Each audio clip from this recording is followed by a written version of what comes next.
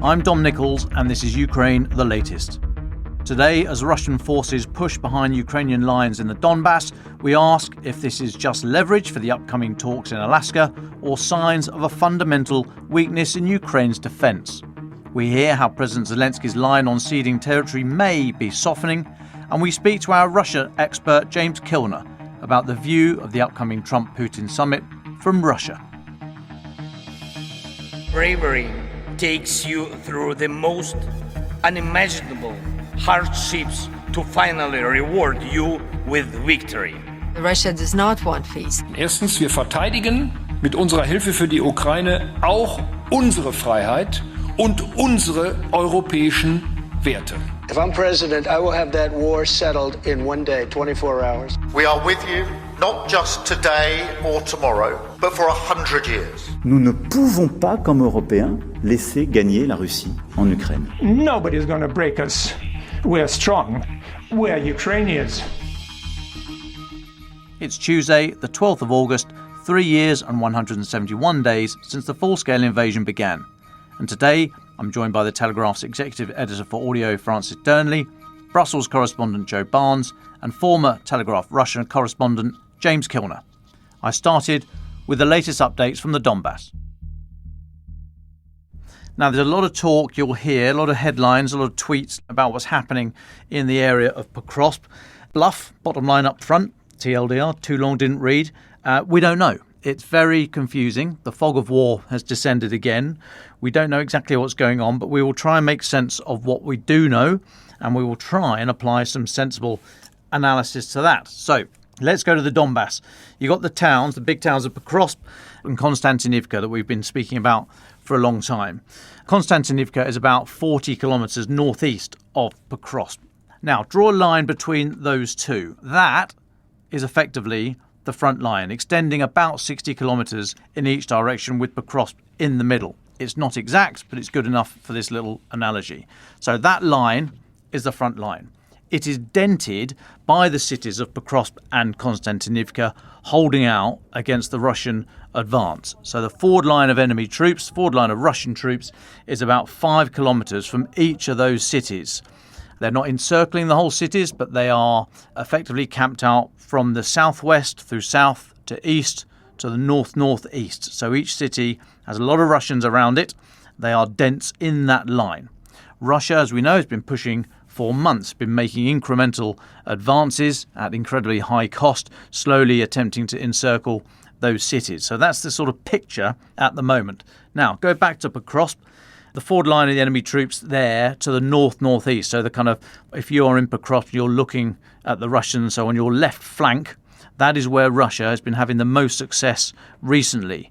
Now, we reported yesterday, we seem to be watching a Russian advance from there heading roughly due north. A very thin advance, about a couple of kilometres going roughly due north from that shoulder on the edge of Pokrovsk. Now, it has extended, we think, since then, since yesterday. Russia has continued to push, and we think they may have extended by about another 10 kilometres. About 25 k's north of there, north of Pokrovsk, is the town of Dobrapia. Now, I mention that because Dobrapia has a main road running through it that heads northeast towards Kramatorsk. Kramatorsk is at the northern end of what we refer to as the fortress belt in the Donbas. This belt, north-south, the cities of Kramatorsk in the north, Konstantinivka in the south, and Druzhkivka in the middle. That fortress belt is about 30 or 40 kilometres long. So I've tried to set the scene for you there. So what can we say? Well, Russia seems to have made significant gains in the last 48 hours. And secondly, this could, emphasis on the could, threaten that fortress belt if Russia is able to get behind it and cut off those logistic lines. So arguably more important about what we do know is what we don't know. So what we don't know is how sizable these Russian forces are that seems to have made these advances. Are they big numbers? Are they tanks? Are they armoured vehicles? Are they exposed or are they supported? Are they small teams, possibly on motorbikes, under cover of glide bombs and drones, akin to airborne forces, so very light forces that can race forward but need to be backed up very quickly? We also don't know how quickly or capably Russia might be able to exploit any gains they make. We also don't know if Ukraine is able to counterattack. Do they have the capabilities to counterattack, especially all-important protection from drones in order to move to the area to try to shove the Russians out? Simply, have they got a fight to get to the fight? Has Ukraine become a static defensive force reliant on drones? As capable as drones are, how do they react in a more fluid battlefield environment? We also don't know if this is a tactical action by Russia. So is it a land grab? Important, of course, but not overly significant if that's all it is, just grabbing little chunks of land. So is it tactical, or is it turning into an operational victory for them? Will it affect the course of the war in this sector by threatening or indeed attacking that fortress belt, even if possibly for a short time? If Russia's significant manpower advantage is seen as a primary cause of this, if Ukraine has been stretched too thin and is too reliant on drones, does that put pressure back on President Zelensky and General Syrskyi and the whole question about mobilization of under 25-year-olds? So a lot of questions we don't know, and I would hold on to those. They're just as important as stuff that we think we do know. It's important to reflect on how we receive information. So when we see on social media these maps with big lines of blue here and red there, how are we getting this information? Well, a lot of it comes from views on the ground, which are always confusing and very difficult to see much beyond the line of sight, to be perfectly honest, from soldiers on the ground. A lot of it comes from stuff like NASA's FIRMS system, so looking at hotspots. So FIRMS are the low Earth orbit satellites that can see heat signatures, so that's how we can get a good idea of when drone strikes have happened, for example, in Russia. They're not going to report it, but NASA's FIRMS system is able to do that. We can see on the front line where there's a concentration of artillery, for example, so we might get some idea of where we think battles are taking place. But it is very difficult to tell where the lines are. So I caveat all of that with those health warnings. Now, in this context, we are told today that the 1st Azov Corps of Ukraine's National Guard, described by many as an elite unit, has released a statement this morning saying it has taken up defensive positions in the Pokrovsk area in order to block attacking Russian forces.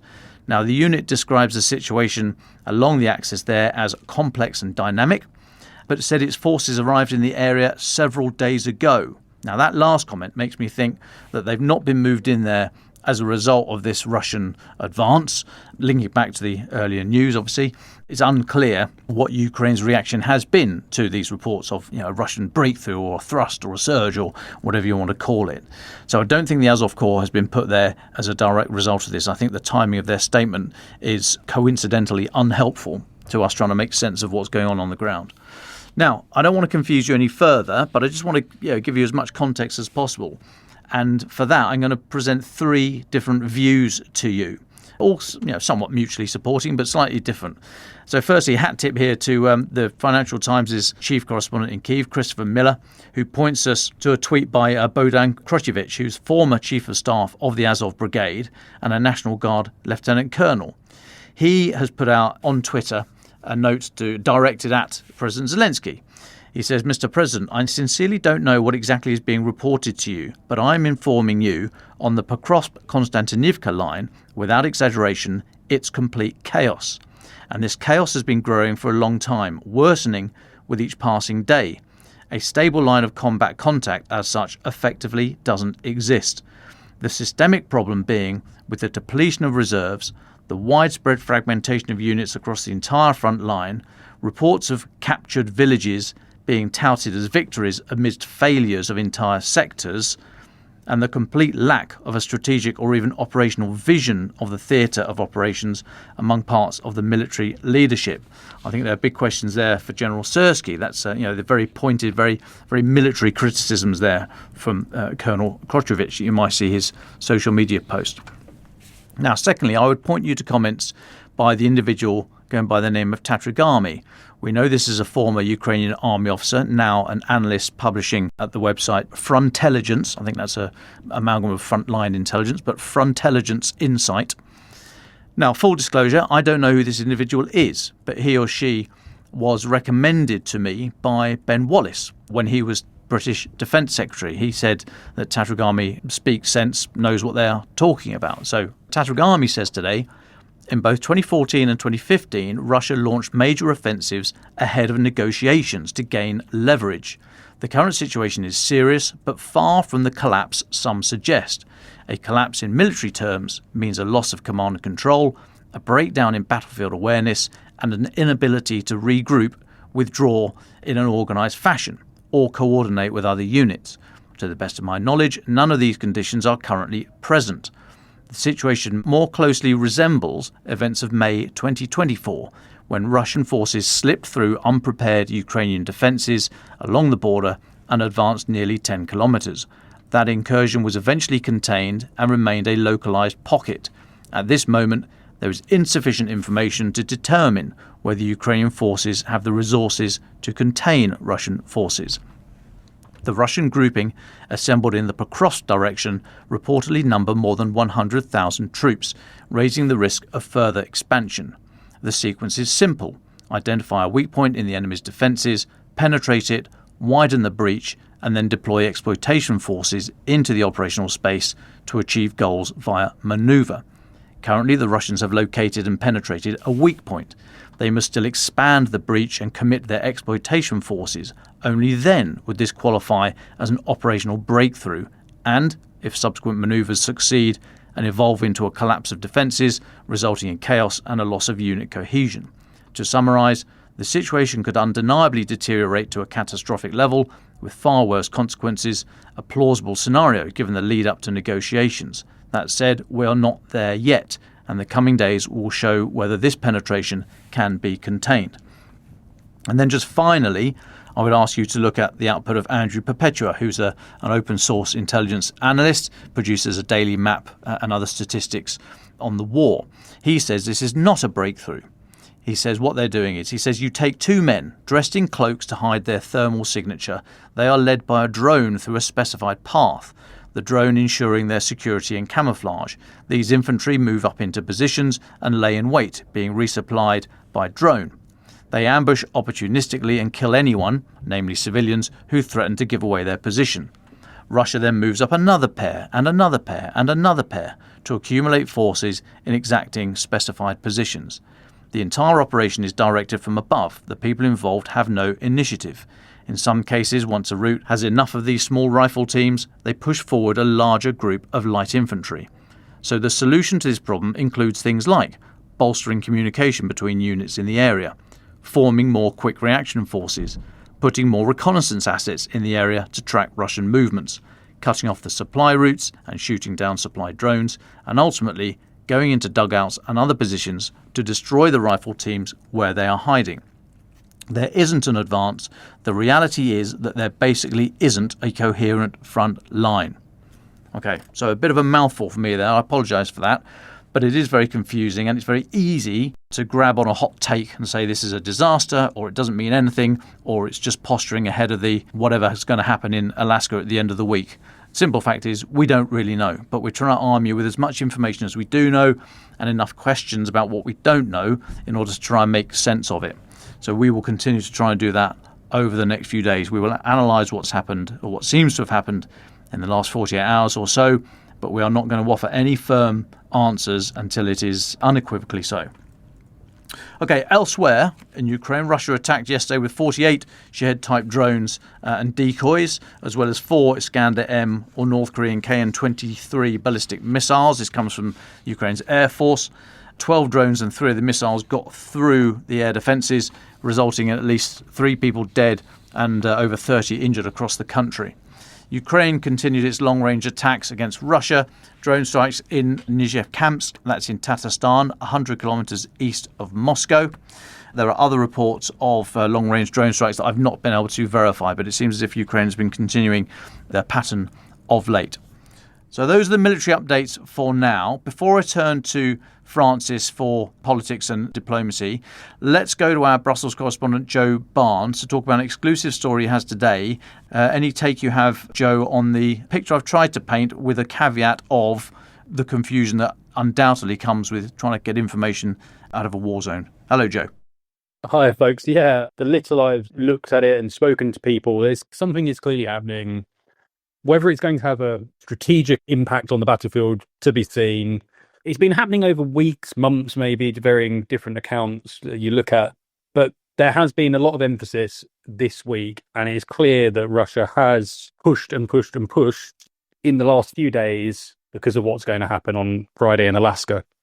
Basically, Donald Trump will be told, look, Russia is on the ascendancy. Look what we've done in the last week. We are minutes, weeks, whatever away from toppling Kyiv and taking the whole of Ukraine. And that's only going to increase Russia's leverage with Trump. And then when he goes to make demands to President Zelensky to end the war, he will say, well, look, you're losing. You haven't got any of the cards. We've got the cards. Russia have the cards. You don't have anything. I think you should listen to me and accept my deal. That's basically what I think we can gather from the diplomatic side of this.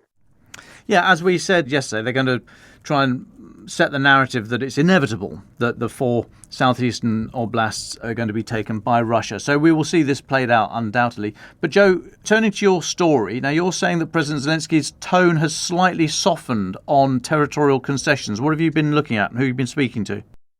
Yeah, so speaking to as many Europeans that will take my call, a Ukraine plus European position going into these talks between Trump and Putin.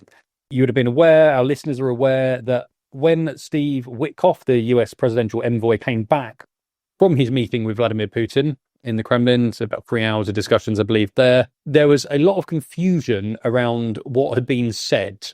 But one of the narratives that came out of that meeting was this plan, which essentially saw Ukraine agree to withdraw all of its forces from Donetsk, from Luhansk, to basically surrender the Donbas in exchange for the rest of the front lines to Zaporizhzhia, Kherson, to be frozen. There was to maybe talk of then Russia would withdraw from Kharkiv or Sumy or something like that. But what was clear is basically the message that was given to Europeans and Ukraine was that is a potential deal that could be brokered. You get out of Donetsk, you get out of Luhansk, the war ends. As a result, Zelensky basically got on the phone with as many European leaders who would listen to him, would speak to him, would work with him.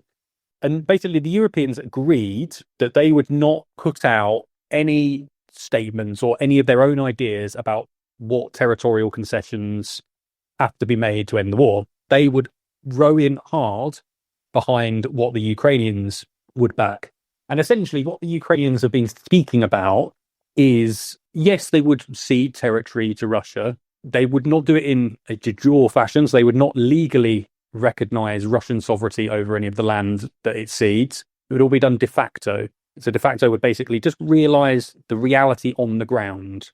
The fact that Russia holds this territory, Ukraine doesn't have the military means to liberate it.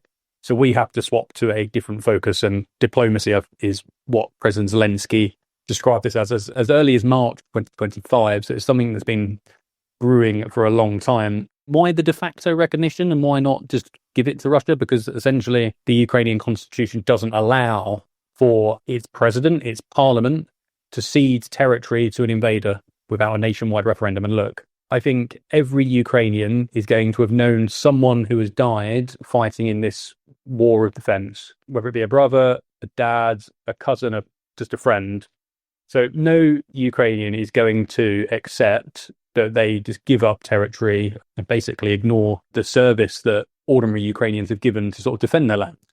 So President Zelensky's in a bit of a bind because he knows that he essentially doesn't have the means to reclaim this territory through his armed forces. He is under intense pressure from the Americans and, quite frankly, the Europeans as well to end this war with a diplomatic deal and do it as quickly as possible. The Europeans are slightly left leaning on Zelensky. They say, look, we want you to sort of have the final say on this deal and whether it's acceptable. The Americans, well, that's to be seen, but I think we can all make up our own opinion on that.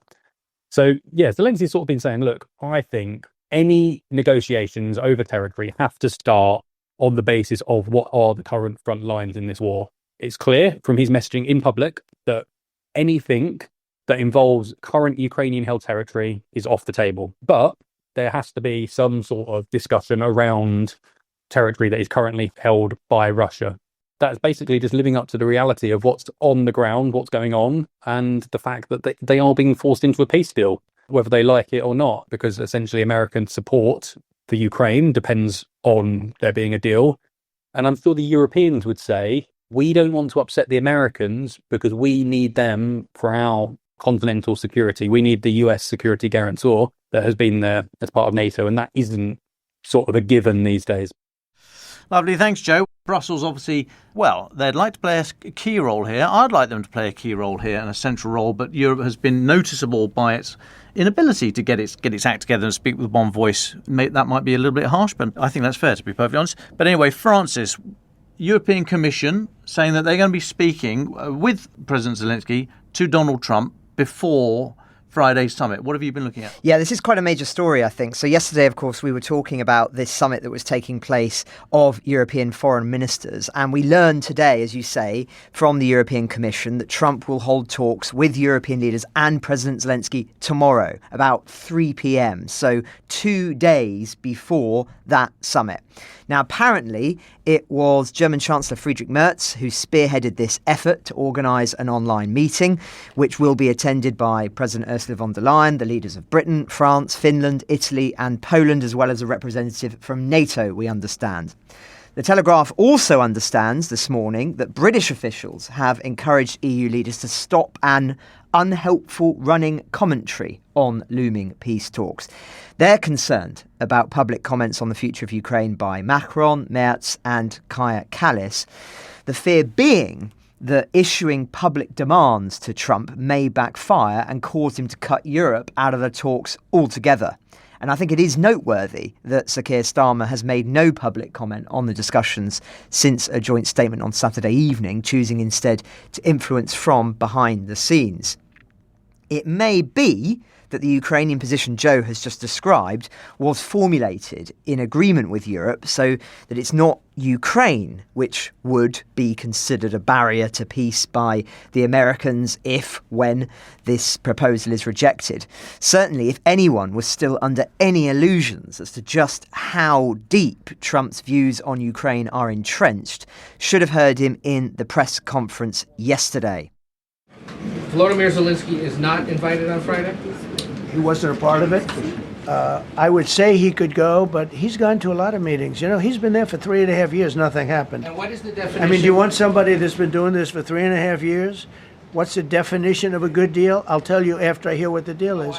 Because there could be many definitions. You know, you're talking about a very large and complex situation. Now, I tell you, the war that I just settled with Azerbaijan and with, as you know, and Armenia was almost as complex as this one, having to do with routes, trade. Successful meeting on Friday with Vladimir Putin. Well, we're going to have a meeting with Vladimir Putin, and at the end of that meeting, probably in the first 2 minutes, I'll know exactly whether or not a deal can be made. How will you know that? Because that's what I do. I make deals. He then went on. I get along with Zelensky, but, I disagree with what he's done. Very, very severely disagree. This is a war that should never have happened. I was a little bothered by the fact that Zelensky was saying, well, I have to get constitutional approval. He's referring there to the fact that Zelensky would have to put a deal to a vote, especially if it involved ceding territory formally or otherwise. I mean, he's got approval to go into war and kill everybody. So no reference to Russian aggression, nor the fact Ukraine has already agreed multiple times to an unconditional ceasefire, signed and ratified the rare minerals deal in Parliament, granting the US an economic stake in Ukraine's future. Remember that? Nor how Russia has outright rejected all of the requests made by Trump. Russia has a very valuable piece of land, he continued. It's a warring nation. That's what they do. They fight a lot of wars. A friend of mine said Russia's tough because they just keep on fighting. They beat Hitler, so did we, and they beat Napoleon. They've been doing this for a long time. I said, so can Russia be beaten by Ukraine? He looked at me like it was a stupid question. He said, Russia's a massive country, and they win their country, and they win their life through wars. They fight wars, that's what they do. I expect to have a meeting with Putin that I think will be good, but it might be bad. Now, I won't go over again all the wars Russia has fought in that it's lost in the last century, but there are many, including some, of course, that were fought when it was the much more powerful entity of the Soviet Union. His perhaps most baffling statement was this, though. The Russians would have been in Kyiv in 4 hours if they went down the highway, but a Russian general decided to go through farmland. Now, this is verifiably untrue. The Russian armed forces did try and use the major roads to attack Kyiv, which actually contributed to their defeat in those early battles, as they made it easier targets for the Ukrainians. But fundamentally, as others have pointed out, it was Ukrainian soldiers who saved the capital, with weapons and intelligence support from their allies. To suggest otherwise, for many, is simply insulting to those who gave their lives to do so.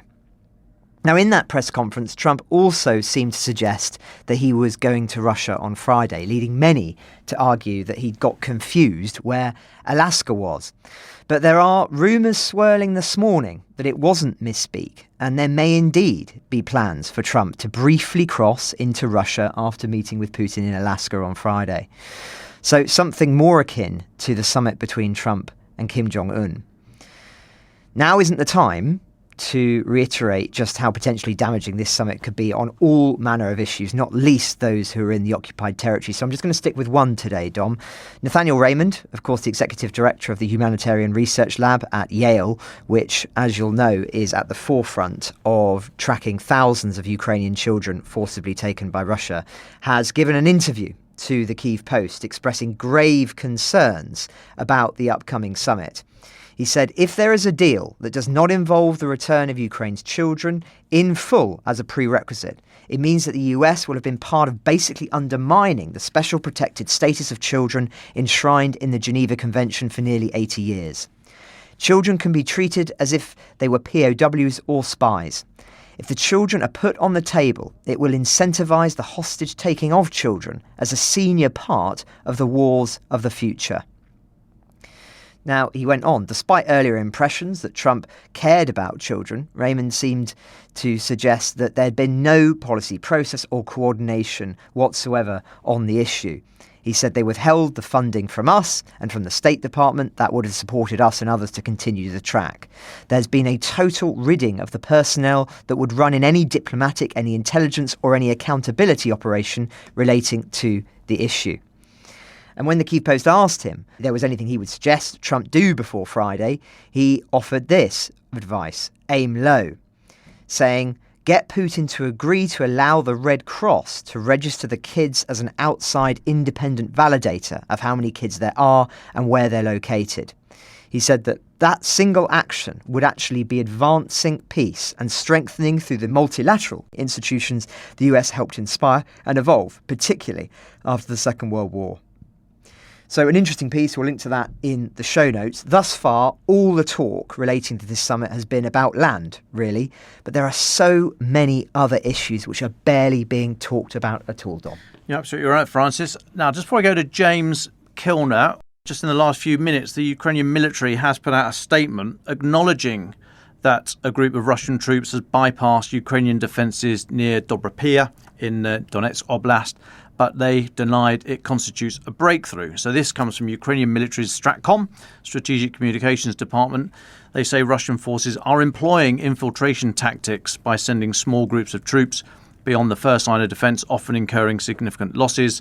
They say that approach, which they're using near Dobrapia, did not result in any breakthrough. Now that sort of backs up what we said earlier on, those two views from the individual Tatarigami and also Andrew Perpetua, as I say, the open source intelligence analyst and charter maps and data of the war. So that seems to be, that's just in the last few minutes that Ukraine's military put that statement out. As I said, we will try and make sense of it all, but we will bring you as much of what we don't know, just as much as we do know. There's no certainty here. Anyone who says otherwise, I think, might be trying to fool you. Now then, James Kilner, former Russia correspondent here at the Telegraph, expert in the Caucasus. Great to have you back on. I haven't spoken for a couple of weeks. What's the view from Russia and that region about this upcoming summit? It's probably not as we see it here. What have you been looking at, James? Welcome back. Thank you very much for having me back. It's good to be back with you. Yeah, it's been fascinating reading the Russian media. Kremlinology is often done through the Russian media and reading between the lines of Russian media.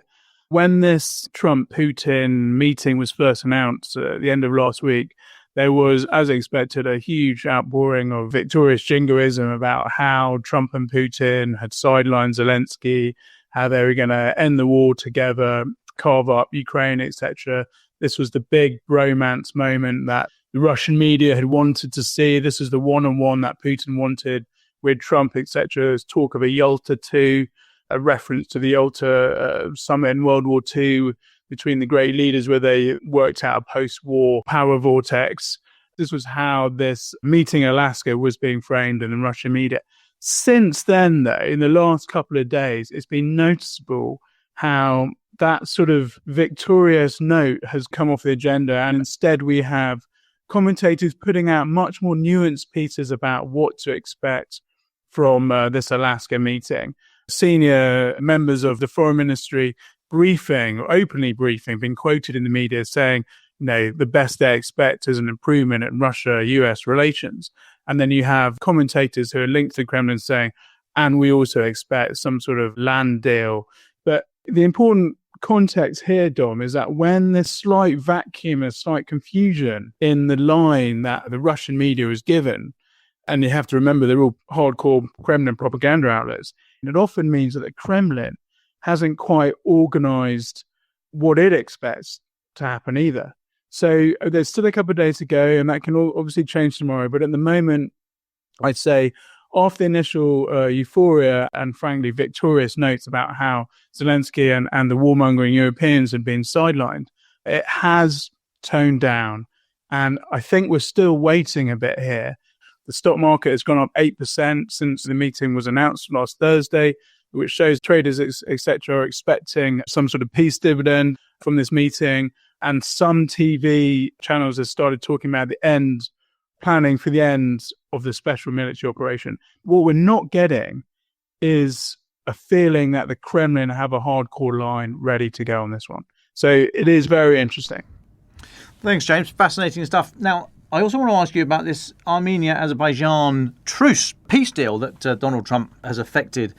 You have spoken for many months about how Russia's influence is waning in the Caucasus. So is this more evidence of that?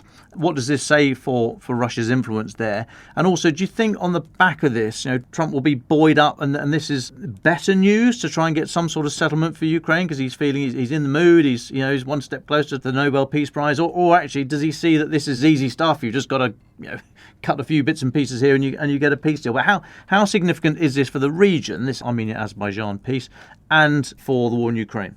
I think this deal over the weekend in Washington between Azerbaijan and Armenia and presided over by Trump is extremely important for Russia's place in its near abroad, as it likes to call the former Soviet South Caucasus, for the war in Ukraine as well, and also obviously for Azerbaijan and Armenia. I'm not sure it's going to have a direct impact on the Trump-Putin meeting in Alaska this week and how that plays out. But it is still very important in the context of the war in Ukraine, because what it does do, it shows just how far Armenia and Azerbaijan have moved away from Moscow towards the west. This is like a major stage post in this movement. For long-term South Caucasus watchers, it is incredible to see this peace deal being presided over in Washington by a US president. This is something the Kremlin thought was theirs to organize. And this move from the Kremlin's orbit to the west is particularly stark for Azerbaijan. Armenia has been sort of on this trajectory for 3-4 years, complaining that Russia hadn't done enough to defend Armenia from Azerbaijani aggression, and Armenia has looked to the west to counterbalance this. Azerbaijan, though, completely different story. It was literally only a year ago where Putin and Ilham Aliyev, the president of Azerbaijan, were having a cozy dinner on the shores of the Caspian Sea in one of Aliyev's villas outside Baku. Very cozy relationship, very personal relationship. As Azerbaijan had become a very important cog in the Kremlin's trade routes to India, etc. Since the start of the war in Ukraine. Azerbaijan was also buying a lot of gas from Russia to make up contracts that it signed with Europe, etc., etc. The relationship was looking very rosy indeed. And then you had this the shooting down of this airliner, this Azerbaijani airliner on Christmas Day, and this really cat-handed response from the Kremlin. They mishandled that so badly. The airliner was shot down above Grozny by Russian air defense systems, and it crashed the other side of the Caspian Sea in Kazakhstan, killing 36 or so people. But it took Putin 3 days to publicly apologise for their shooting down. And even that apology, he sort of said, well, we're not really 100% sure who did it. It's a bit of an accident, that sort of thing. And it clearly really irritated Aliyev. Since then, we've had a series of spy allegations, counter-spy allegations, arrest of journalists, arrest of workers, etc. Until early this summer, there were several Azerbaijanis arrested in Yekaterinburg for legacy mafia offences. And then the retaliation came in Baku, where you had a remarkable sight of these Russian IT workers who'd been roughed up by Azerbaijani security services and paraded in cages in a Baku court, something which, from the Azerbaijani side, the Armenian side, and the Central Asian side, you're so used to seeing the other way around. You know, you're used to seeing migrant workers from Central Asia, from the South Caucasus, being roughed up by Russian security services and paraded in Russian courts. And here was Azerbaijan standing up to Russia. She was on the other foot type thing. Since then, Aliyev has started talking to Zelensky more. 2 weeks ago, he signed a gas supply deal with Ukraine. And now you have Aliyev and Nicholls, the Armenian president, traveling to see Trump in Washington and signing the deal. So important piece of political theatre, but also important in highlighting the journey that especially Azerbaijan has made from hardcore Kremlin acolyte to an ally of Ukraine. Thanks, James. Probably not the time to ask, but I would be very interested in your thoughts about what this does for the CSTO, the Collective Security Treaty Organisation, the body that Putin would want us to think is a kind of NATO equivalent. It's nothing of the sort, but Armenia and Azerbaijan would be very interested to see pick your brains on that at a later date. But as you say, as some old allies perhaps fall away, others appear on the scene. And sorry to spring this one on you, James. I didn't really know who else to ask, but I know it's not exactly in your part of the ship. But I saw this BBC report about North Korean labourers being used effectively as slaves on Russian construction sites. We've talked about these kind of issues before, but it was interesting to see this report. There's a lot of detail in it. You know, does this tell us anything new? Do you think what does that suggest about the way that Russia is now approaching new partners and allies? On that BBC report, it's an absolutely brilliant report, really, really great bit of reporting. They sort of nefariously quote South Korean intelligence officers who are apparently monitoring the flow of migrants between North Korea and Russia. And they actually say they spoke to 6 North Korean migrant workers who have fled Russia into South Korea or into China or whatever. They've interviewed them. So very, very impressive piece of reporting. And the point is here, it sort of confirmed what we already thought was the case. So North Korea has sent up to 50,000 labourers into Russia by the end of this year. It's sort of the love in between Kim and Putin. Kim has been sending soldiers to die on the front line for Russia since the end of last year, especially in the Kursk region. And now he's supplying very cheap labour to help his mate out Putin. Russia is suffering from a huge labour shortage, and North Koreans are being basically sent to Russia to plug this gap. They're working in construction industries, they're working in farming, they're working in call centres, that sort of thing. And the point is here that we always anticipated that they would be working and housed in terrible slave-like conditions, etc. And this BBC report has absolutely confirmed it. The report says they're working for 18 hours a day with no days off. They're kept in absolutely squalid conditions with terrible food, and they're made to work in terrible working conditions with very poor safety standards, etc., etc. It says that their salaries, because they have to apply, apparently they have to apply for these jobs from North Korea. It's seen as a sort of prestige thing to do. So they apply for it in North Korea and then they get sent out, given a job in Russia somewhere. The report goes on to say that the salaries of these poor migrant workers is kept from them until they finish their entire period of working, 6 months or 12 months typically, and that most of their salary is anyway sent back to the North Korean government as a sort of loyalty/work placement fee, and that they earn the equivalent of about $150 a month. So a really important piece of reporting, excellent piece of reporting by BBC, which I urge everyone to go and have a look at. From the Russia point of view, it really highlights, how to put it, what sort of society that Russia has become, where they're prepared to basically employ slaves to do these jobs. And from the Ukraine war point of view, Dom, I'd go as far as to say that, again, it highlights just what a strong ally North Korea is for Russia, preparing not only to send soldiers to die on the front line, but also to prop up its frankly teetering economy. Hi, I'm Venetia Rainey, co-host of Ukraine's sister podcast, Battle Lines. We've just released a mini-series about the rise of China's military, and I think you'll really like it. It's a deep dive into the strengths and weaknesses of the People's Liberation Army under leader Xi Jinping, and what it all means for Taiwan. As the US pivots to the Indo-Pacific, understanding China's armed forces has never been more important. You can listen to all 3 episodes now. Just click the link in the show notes or search Battle Lines China wherever you get your podcasts. Right, now let's move to final thoughts. I will kick off, if I may. I saw a post on social media earlier today that the group Stand Up Alaska is going to be holding a demonstration, a rally in support of Ukraine, obviously in advance of the upcoming summit. Now, they've put out a statement saying, "We're here to tell Trump and Putin Alaska opposes tyranny." So if you are in Anchorage, 4:30 Thursday afternoon, 2880 Seaward Highway, near the somewhat deliciously named location that's listed as James Bond carpet cleaning, I noticed when I was looking at it. That's where the demonstration in support of Ukraine is going to be. If you are there, come and say hello, because I will be there as well. Okay, Francis, final thoughts. Thanks very much, Dom. Well, I'm just reading the statement by the European leaders, which has been put out this morning. It's pretty, well, not surprising. I'd say it's more of what we've heard many, many times, but I think it's worth us just discussing for a moment. So they say the people of Ukraine must have the freedom to decide their future. The principles of territorial integrity must be respected and international borders must not be changed by force. Now, it's a statement that's been signed by 26 of the 27 leaders of the European Union. You can guess who the one who's not signed it is. It's Viktor Orban of Hungary, of course, one of Russia's allies.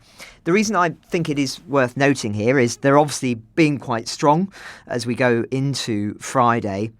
But what isn't clear is whether they really mean that they are adamant there must be no shift and no deal that sees territory signed away, or they simply mean land mustn't be legally signed away, just de facto as the cost of a ceasefire. And on that point, I'm noting the remarks by Gabrielius Landsbergis, of course, former Minister of Lithuania, somebody we've interviewed on the podcast previously. And he's said that his interpretation of what's going on, I'm sure he's very well connected, is this.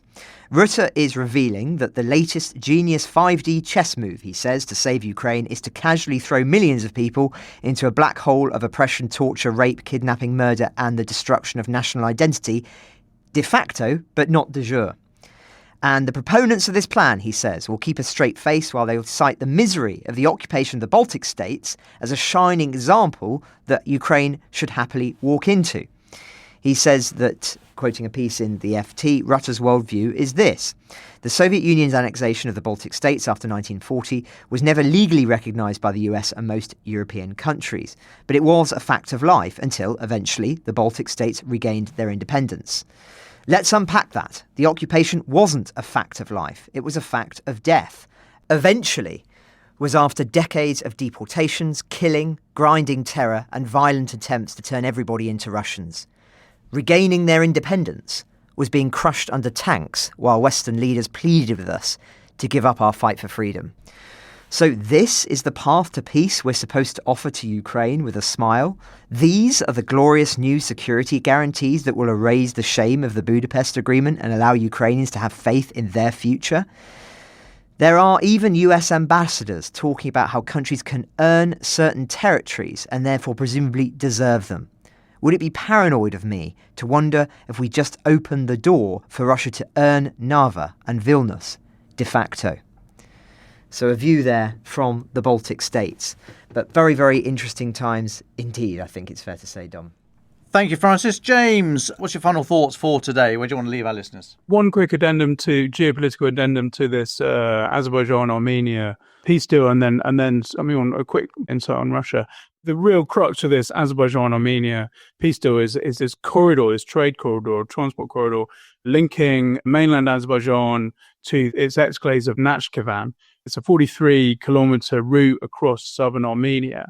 This route, the Zangezur corridor, was supposed to be monitored by a neutral country. Now, under this deal, it's going to be controlled by America, and is now going to be renamed the Trump Path, etc.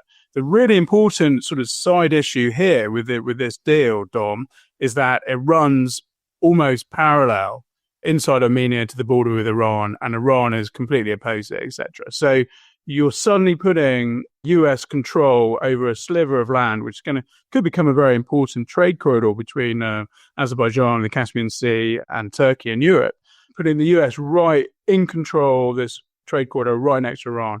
My final thought really is follow-up to Iona's excellent story last week in the Telegraph newspaper about internet blackouts in Russia. Rolling blackouts have increased through the year in various regions at different points. The Russian authorities say that they're about reducing the chance of a successful Ukrainian drone attack. A lot of the drones are guided by Wi-Fi signal, etc.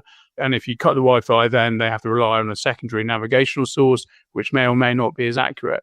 Iona's story was framing it more as a sort of Kremlin-crushing freedom of information, etc., which I'm not so sure about, but it's a point well made. The point is, in Russian media, when you read it as regularly as I do every day, this is a huge issue. They're always talking about these internet blackouts and the impact on society, on the economy, etc.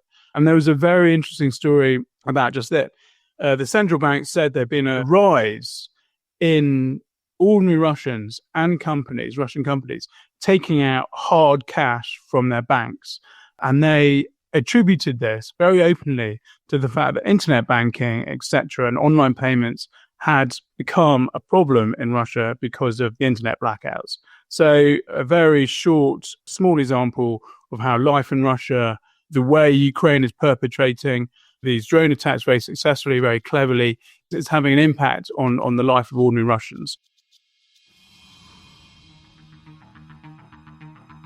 Ukraine the Latest is an original podcast from The Telegraph, created by David Nicholls. To support our work and stay on top of all of our Ukraine news, analysis and dispatches from the ground, please subscribe to The Telegraph. You can get 1 month free, then 2 months for just £1 at www.telegraph.co.uk/Ukraine the Latest. Deploying cutting-edge technology, we also release Ukrainian and Russian versions of this podcast. These translations retain our voices and delivery so that it can reach listeners in every region of Ukraine and those parts of Eastern Europe where Russian is still widely spoken. Links to those can be found in the podcast description to this episode. You can also now sign up to the new Ukraine the Latest weekly newsletter.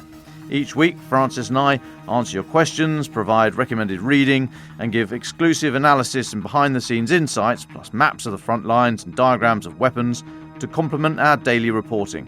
It's free for everyone, including non-subscribers. You can find the link to sign up in the descriptions for this episode. We regularly have a Ukraine live blog on our website where you can follow updates as they come in throughout the day, including insights from regular contributors to this podcast.